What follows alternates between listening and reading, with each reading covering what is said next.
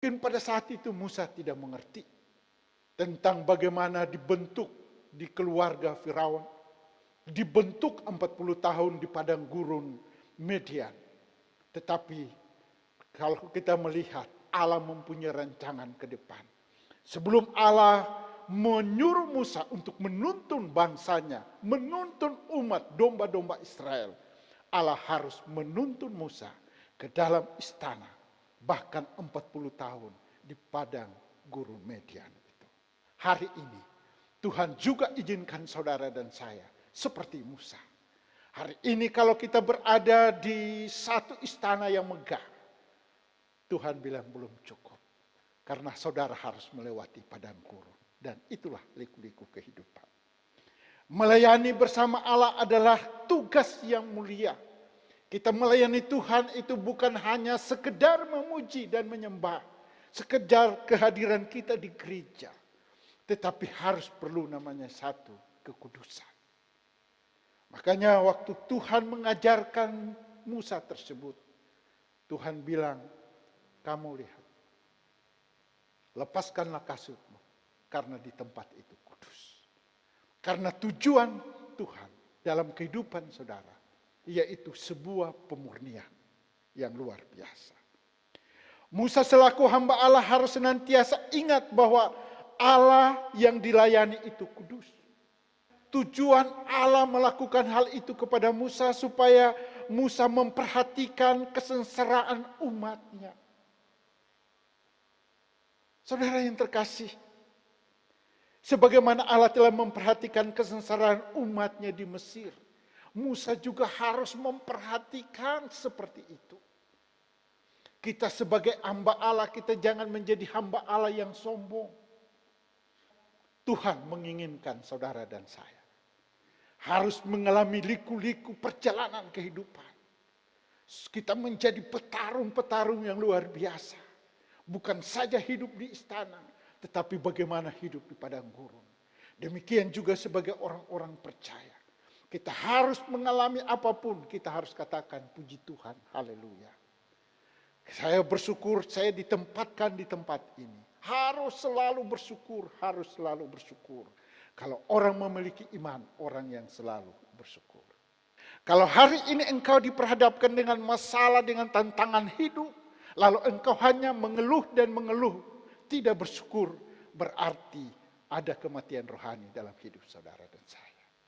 Hari ini mungkin engkau ke gereja, sekalipun engkau memuji dan engkau menyembah, apabila engkau mendapatkan persoalan padang gurun menghadapi engkau, lalu engkau tidak bersyukur, engkau ngomel, engkau mulai menyalahkan orang kiri kanan. Saudara berada di dalam kematian rohani. Kesatuan iman dapat menyelesaikan masalah. Oh saudara, kita lihat sapu lidi. Satu lidi tidak dapat membersihkan kotoran yang ada di halaman. Tetapi kalau satu lidi itu dia digabungkan menjadi satu sapu ikat lidi, maka dia akan menyapu bersih halaman kita. Demikian juga dengan kehidupan kita sebagai orang yang percaya. Hari ini kita sebagai keluarga suami istri, kita harus hidup di dalam kesepakatan. Kita berdoa untuk anak-anak kita. 2-3 orang berkumpul atas namaku, maka disitulah Tuhan ada.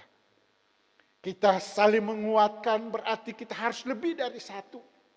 Untuk saling menopang satu sama yang lain. Kita mungkin ada kita menjadi tiang yang goyah, tetapi ada yang menjadi penyangga di dalam hidup kita. Itu supaya kesatuan iman dapat menyelesaikan masalah.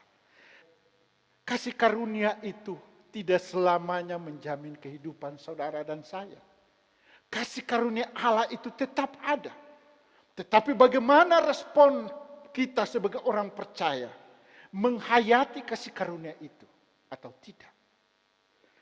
Kasih karunia adalah hak mutlak Allah kepada kehidupan kita.